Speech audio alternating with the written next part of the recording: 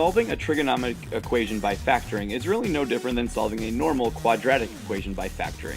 And so the first step you'll always want to do when solving by factoring is rearrange your equation so it's set equal to 0. So I've gone ahead and done that already. I've just added 2 over. And so now I want to factor this trinomial that's written with cosines in it. Well, what I'd recommend you do, especially at first, is rather than think of this as cosines, just replace all those with x's. And so think of this problem as just x squared minus 3x plus 2 equals 0. And so that may help you factor these, especially when you're new to these. And so factoring something like this, it's a matter of figuring out what multiplies to 2 and adds up to negative 3. And so the two numbers that would do that would be x minus 2 and x minus 1. And so what I tell people is if you can factor a quadratic, you can factor a trigonometric quadratic as well.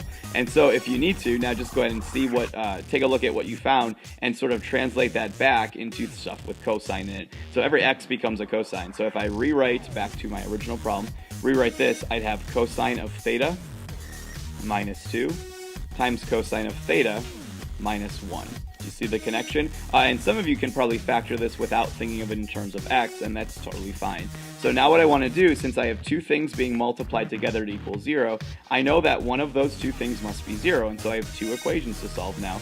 Either cosine of theta minus 2 is equal to 0, or cosine of theta minus 1 is equal to 0. And so now solving those two mini equations, I'll start with the one on the left.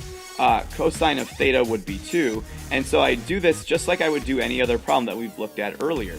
And you can go back and refer to some previous videos if you need to. I would look in my trig chart for a cosine ratio of 2, and it would turn out I didn't have one. I could also try doing an inverse cosine of 2 on a calculator, and I'd see that I get an error.